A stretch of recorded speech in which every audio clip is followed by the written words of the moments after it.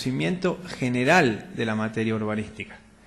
Pero es general, entonces los jueces son parte de la sociedad y por eso a veces no saben mucho. No ocurre tanto esto en los tribunales superiores. Por ejemplo, los fallos que tiene la Suprema Corte de Justicia en materia urbanística son muy buenos, pero tal vez porque hay un juez que es casi un fanático de esto y que promueve en otros comportamientos parecidos. La fragmentación judicial, es decir, cuando se va bajando, se encuentran algunos problemas. Yo durante mi desempeño público me tocó atender algunos asuntos vinculados con esta materia y eso lo empecé a notar, tanto en los planteos que hacen los abogados como en las resoluciones que dictan los jueces. No es que yo supiera más o supiera algo, sino que noté que lo que ellos y nosotros decíamos no era suficiente. Por eso, yo desde el año 2011 dirijo el Instituto de Derecho Administrativo del Colegio de Abogados y lamentablemente no estoy en la facultad, porque en esta, de acá de Mar del Plata, por ahí en otras de otro lugar, pero porque acá no hay concurso, entonces sin concurso a mí no me gusta ir porque, no sé, deslegitima por los que están, no por los que no están, creo. Y estas cosas me han llevado a estar excretado de la facultad. Pero nosotros hacemos todos los años una o dos actividades de la cual participan los jueces. En Mar del Plata hay 4 jueces con competencia en lo contencioso administrativo y viene siempre el de Necochea. El de Necochea está, los 2 jueces de primera instancia y los 2 camaristas por ahora están. Y los 3 que posiblemente van a ser camaristas también participan. Nosotros hacemos con ellos reuniones de esta y a veces hacemos reuniones chicas. Y conversamos sobre los fallos que ya dictaron para que ellos no estén comprometidos y lo hacemos en forma abierta, con mesas redondas y participativas que suelen ser bastante buenas. Y usamos una modalidad que empezamos a explorar solo para tratar los temas que tienen que ver con cuestiones ambientales, urbanísticas vinculadas con el sector público, ¿no? Que es lo que hago, que es, hacemos encuentros o mesas redondas donde nadie puede hablar más de 10 o 12 o 15 minutos, presenta un aspecto del tema y luego hacemos mesas de discusión abiertas.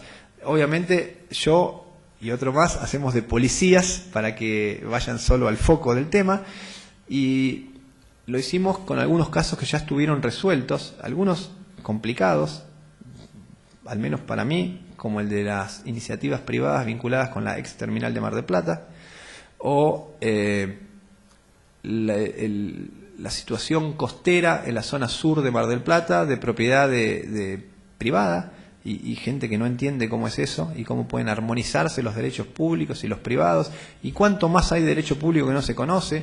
Hay de hecho un plan territorial especial vencido para esa zona y bueno, sobre eso también discutimos con los jueces sobre casos judiciales planteados para no comprometerlos, pero creo que se van informando más y están muy interesados y de hecho hasta hay un juez de la Corte que está tratando de formar un grupo de estudios para solo temas urbanísticos y quiere que haya gente también de por acá, pero creo que con estos encuentros, pero es necesario porque si no van a pensar que todos somos de esos rufianes que otros ven, ¿no? Por eso me parece que es importante.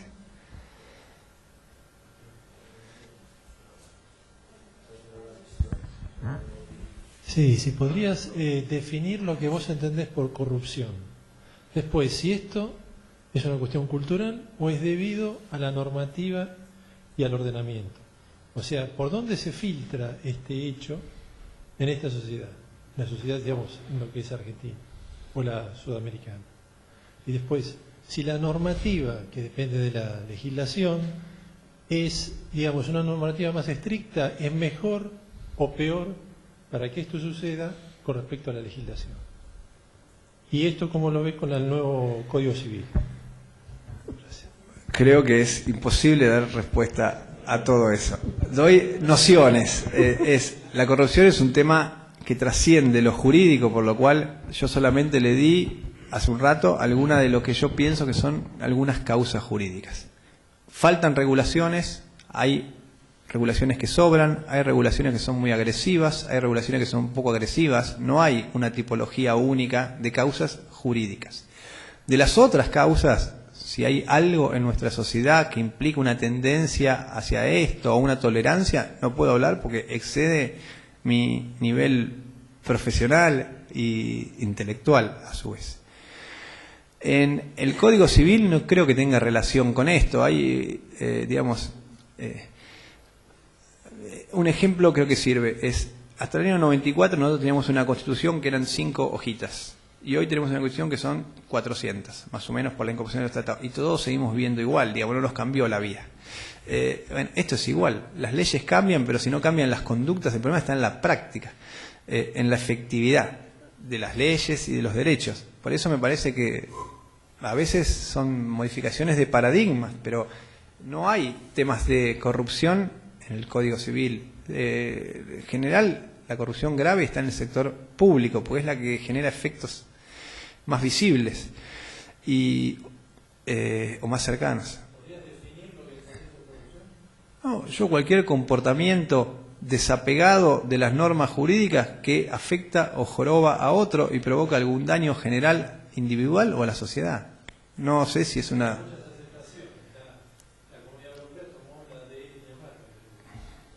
Por eso quería saber qué... No, hablaba así en general como una noción, no tengo una definición, tengo una noción de lo que es corrupción, digamos, quien paga para obtener un beneficio en forma indebida o quien por simpatía o amiguismo consigue ese beneficio y que otro no puede conseguir. Me parece que ahí hay, en una noción vaga e imprecisa, hay algo, definición clara no tengo.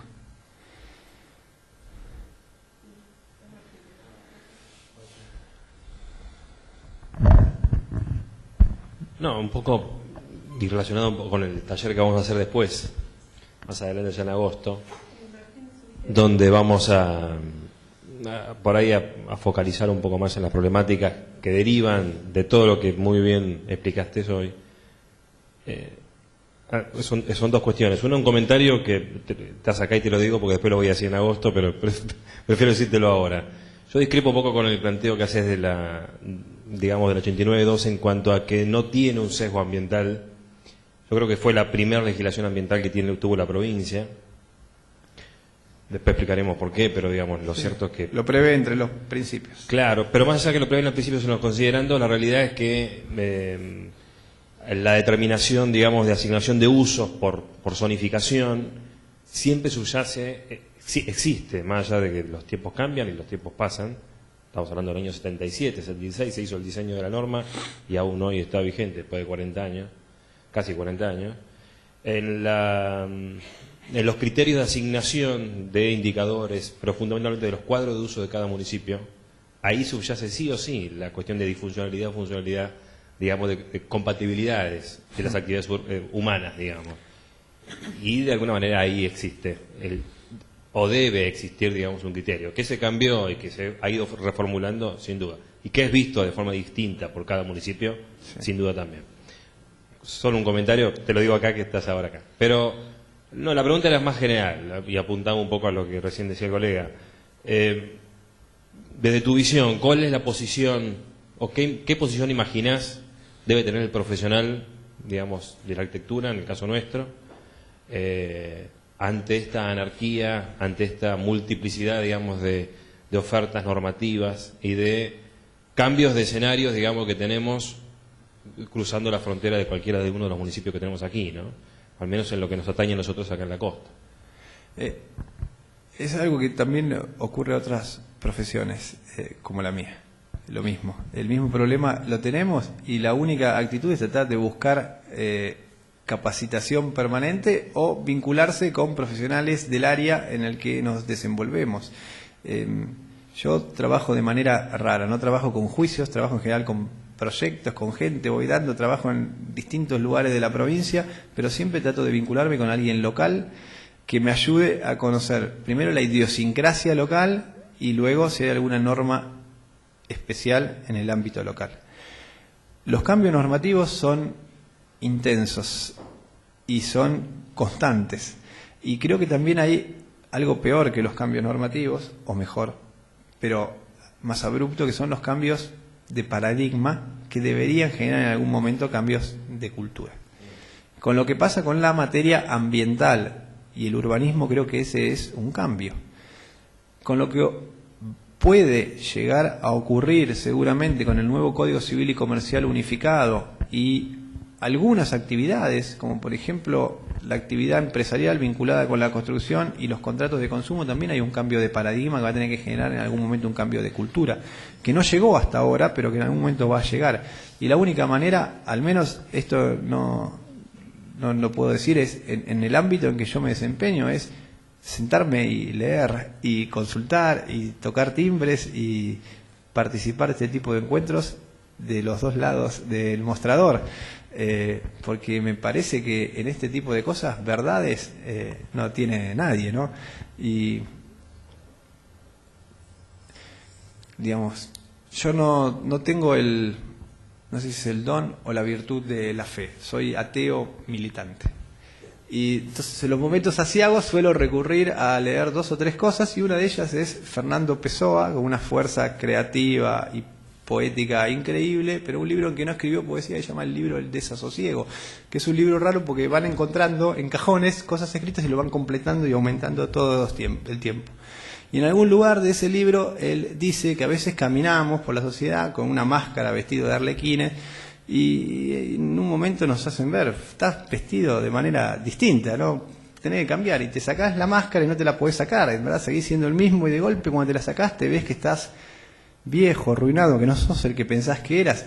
Y a mí me parece que eso nos puede estar pasando con este tipo de cosas. Tenemos que pensar que las cosas a veces cambian y que nosotros tenemos que situarnos en los lugares de otros y ver las cosas como las miran otros, y a su vez tratar de, a partir de eso, generar un cambio en nosotros. Con lo que pasa con estos cambios normativos continuos, pero sobre todo con los cambios o con la llegada de principios en esta actividad, creo que algo de eso tiene que haber, porque uno de los ejemplos que poníamos ayer era el principio de progresividad y cómo eso impacta en el ordenamiento ambiental, en el ordenamiento rural, territorial. Eso es algo que era impensado hace años. Y gente que sabía muchísimo no hubiera pensado nunca en que un principio pensado en el derecho ambiental, hace pocos años, explorado, tenía impacto sobre eso. Y es verdad que tiene impacto, digamos. Por eso me parece que tenemos que vernos nosotros mismos y cambiar un poco, ¿no? Había una frasecita de esas que pasó rápido por ahí, que es de un sociólogo americano, Robert Park, que dice: construimos la ciudad construyéndonos a nosotros mismos, y nos construimos a nosotros mismos construyendo la ciudad, más o menos. Esto es algo de eso, me parece, ¿no?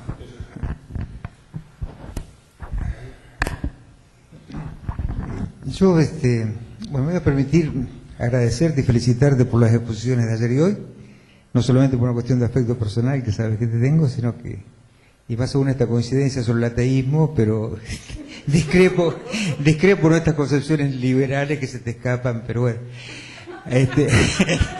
La reivindica. No, pero yo te quería preguntar como por 2 definiciones. Una, hiciste referencia a vacancia.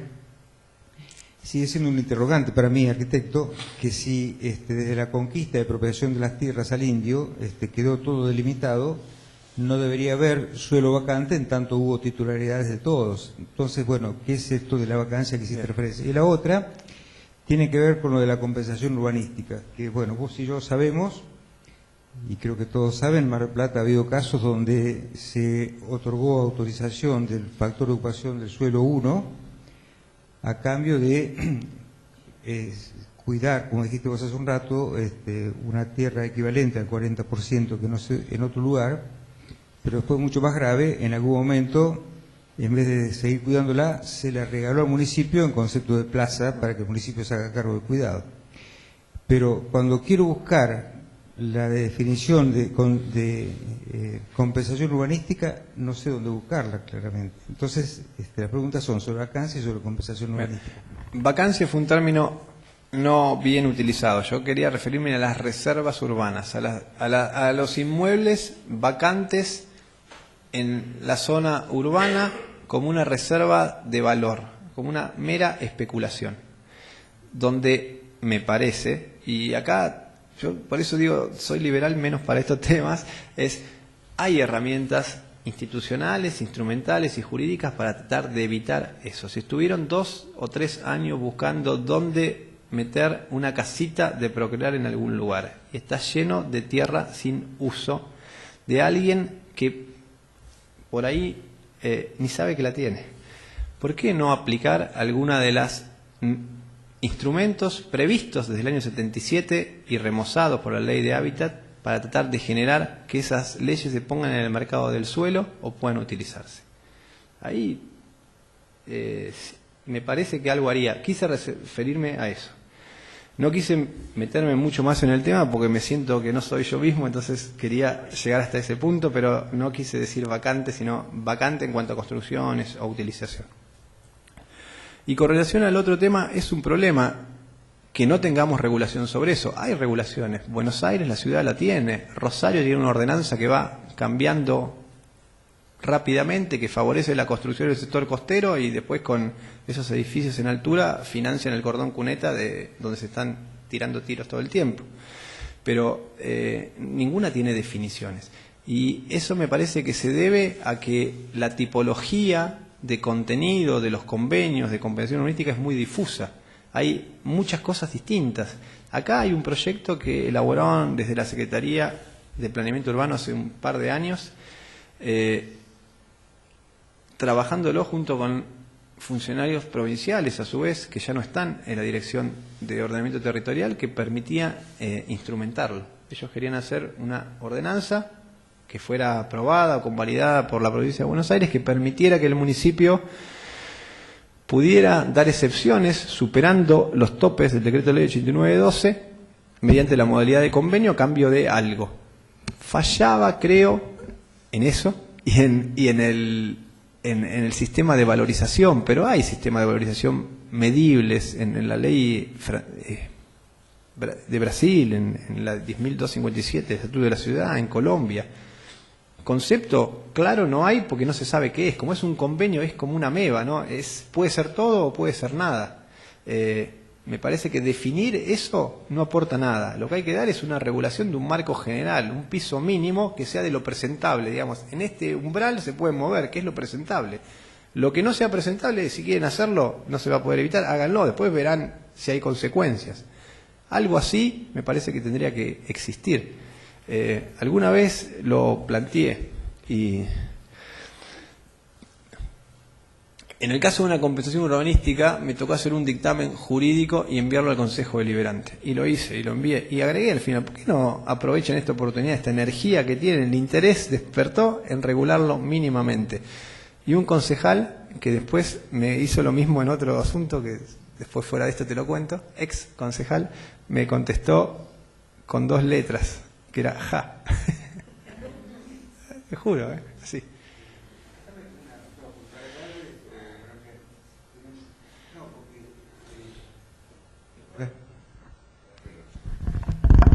No, porque para mí me parece que es muy grave que estemos recurriendo a una figura que no está tipificada, o como la llaman ustedes, y después pasan estas cosas como que se cede tierra en un lugar y después se dona con intendente y todo, inaugurando la plaza, que dejó de ser el 40% que ese propietario antes cuidaba. La verdad que es una locura, porque además es un agravio doble al Estado y a los ciudadanos. Pero lo que quiero referir, y tiene que ver con esto, es que Tandil, un municipio prolijo como decís vos, tiene una ordenanza de plusvalías urbanas o algo por el estilo, con lo cual hay una referencia jurídica sobre la cual digamos, justificar y fundamentar estas acciones, ¿no? Y no que queden una cosa vacía, que no hay una convención urbanística que te dice que se compensa esto por esto y es totalmente arbitrario. Me parece que es contra el derecho o algo por el estilo. Bueno, por ahí, por eso, a través de ese asunto que te mencioné en el Tribunal de Cuentas, que aún está dando vuelta, que es del 2011, 2013, el Tribunal de Cuentas actúa rápido y casi todo ahí prescribe por prescripción biológica, ¿no? La gente se muere antes de que haya alguna sanción, y a 3 funcionarios municipales está diciendo de dónde salió este valor. Y son funcionarios que lo hicieron correctamente. De hecho, es más, habían hecho algo peor, que era de 650.000 y terminó en $2 millones, pero tienen que dar explicación. Por eso algo va a ir cambiando en algún momento sobre eso, pero en otros lugares cambia porque hay un activismo judicial muy fuerte. Digamos, La Plata aprobó el actual gobierno, que se pueden dar opiniones sobre eso, el municipal, tuvo 2 años paradas todas las construcciones en la zona central. 1 año porque estuvo suspendido el Código de Ordenamiento Urbano a través de una cautelar dictada por la Corte en 2011 en la causa Fundación Biosfera, y otro año porque el titular de la UOCRA, el Pata Medina, quería un 50% más que lo que había conseguido en el resto del país la UOCRA. Entonces, y eso fue en parte porque había una impugnación de 3 ONGs que impugnaron completamente la situación y la siguieron y la están siguiendo. Cada norma jurídica de temas urbanísticos que salen están sentados al pie del cañón viendo si lo impugnan o no. Ustedes invitaron el año pasado a una de las consultoras que tiene una de las 3 ONGs, que es Fundación Biosfera. Hay otros 2 que tienen otros 2 abogados, son abogados platenses que están ahí al pie del cañón controlando qué sale y qué no sale, y van y lo impugnan. A veces lo hacen porque piensan en eso y a veces lo hacen para sacar algo, pero lo hacen. Bueno, yo comparto algunas cosas que ha dicho Daniel. Por ahí no tengo una postura tan crítica con tu mirada liberal, pero vamos a lo concreto. Coincidimos además en nuestra experiencia de trabajo local con los planteos de Mayral en cuanto a esta cuestión que deja abierta los aspectos legales para la corrupción y demás. Pero, ¿qué es lo que plantearías vos? Porque acá nos quedamos mucho como en la queja o en la crítica. ¿Cuáles serían, frente a esta cosa tan compleja, que dio origen, viste, al digesto jurídico por todo este solapamiento, cosas que se cambian, que duran, las normas estas que se reeditan, ineficaces y demás? Bueno, ¿cuáles serían 3 o 5 puntos que vos dijeras, bueno, esto es lo que hay que hacer? Porque si no diluimos todo, o sea, por ahí lo que sentimos es que diluís mucho como si fuera un voluntarismo individual. Y bueno, está visto que esa no es la salida, ¿no es cierto? Es decir, tiene que haber alguna regulación. ¿Desde dónde viene? Tiene que ver con esto último que dijiste, con un activismo judicial que además me da la impresión que no es una salida que pueda pensarse justamente en este momento. O sea, ¿cómo salimos de esto? No tengo la menor idea, no lo sé. Yo soy un abogado que trabaja, pero yo soy la antropóloga, yo soy un pensé que vos abogado lo podías que trabaja saber. de abogado, además, y nada más que eso. Me parece que hay muchas cosas que se pueden hacer. Yo solamente voy a hacer las que están desde mi ámbito de actuación, es que no ser así, como pienso que está mal, o además tratar de informar sobre estas cuestiones. Lo mío es una descripción, no tengo el deber de hacer algo diferenciado, ni tengo tampoco respuesta a esta serie de patologías o terapéuticas para ellas, no lo conozco. Hay esas recomendaciones jurídicas que ya mencioné, el régimen, digamos, que la administración pública mejore, que dé respuestas más rápido, que sea más amigable, que sea más amistosa, que uno no quiera evitar ir ahí, sino que tenga que ir ahí para solucionar problemas, que no haya tanto permiso que pedir, sino que haya menos permisos y solamente cuando sean necesarios, que haya menos sanciones y que las sanciones sean menos graves, porque las sanciones graves no se cumplen. Eso te entiendo, pero eso está absolutamente condicionado por algo que vos mencionaste ayer, que son, y esto que se impone tanto desde los organismos internacionales y demás, las buenas prácticas. Es decir, ¿cómo alcanzamos las buenas prácticas cuando además hay esta cuestión interdisciplinaria, ¿no es cierto? Porque no solamente lo tenemos que pensar desde el punto de vista de lo jurídico, sino de las ciencias sociales, de los técnicos y demás. Es que en Europa, también en Argentina, existe lo que se llama el derecho a la buena administración. Es decir, a que la administración esté para lo que está prevista, haga lo que tiene que hacer, que nos trate un poco mejor, que nos dé respuesta más rápida. Eso está previsto y es un derecho exigible, y es un derecho exigible que además ha dado lugar a fallos judiciales en los cuales le dijeron, ustedes no cumplieron con este derecho a la buena administración, recientes, de la Suprema Corte de Justicia. Por eso, desde mi lugar menor de abogado no me atrevo a dar respuesta a esas preguntas que obviamente me superan, no solo por mi especialidad profesional, sino por mi calidad personal. No tengo calidad para hacerlo. Solamente me atreví a dar una descripción de lo que yo creo es una porción de la situación que se presenta y de algunas propuestas o sugerencias jurídicas, diciendo este sistema jurídico que tenemos no ayuda mucho a que estemos mejor, sino, creo, mantiene el status quo o lo genera. ¿Y cómo se cambia? Bueno, cambiando ese sistema jurídico.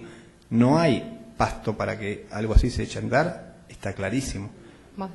Pero ¿Qué hacemos? Bueno, yo un poco, digamos, también para cerrar este módulo, pero para dar inicio a todo lo que el seminario significa, me gustaría compartir una reflexión con que, digamos, con que en realidad estamos tratando de contribuir al cambio de paradigma que tantas veces mencionaste, ¿no es cierto? Introduciendo variables interdisciplinarias a la mirada de la planificación urbana, digamos, y también viendo quienes, por lo menos acá en la sala de Mar del Plata, hemos participado, digamos que muchos de nosotros tenemos experiencias desde el ámbito privado, otros tienen experiencias desde el ámbito público o la han tenido. Lo cierto es que, digamos, seguramente más allá de los datos técnicos, en el caso tuyo, en cuanto al contexto normativo y todo ese tipo de cuestiones, nos dan un escenario, probablemente, digamos, la práctica disciplinar en materia de planificación urbana, que conlleve también las modificaciones de las normas o la interpretación de las nuevas normas aplicadas a ese proceso de planificación, pueden ser también en parte la salida que recién Cristina, digamos, planteaba o trataba de pedir, como, digamos, cómo seguimos con todo esto. El seminario no está agotado con la mirada de los aspectos jurídicos del urbanismo, es el inicio, es el puntapié inicial y son las primeras herramientas para entender otros procesos. Martín Saraciba recién planteaba que en el taller íbamos a volver a tocar algunos temas desde otro lugar de los que ya se desarrollaron estos dos días, pero bueno, desde el Colegio de Arquitectos un poco lo que queremos propiciar, alentar y tratar de promover es justamente que nos animemos a tener ámbitos de participación donde sea posible construir una planificación urbana con una mirada interdisciplinaria y además tratando de conseguir el lugar posible para poder llevar estas ideas adelante. Así que gracias, Martín, por todo lo que nos diste estos 2 días. gracias.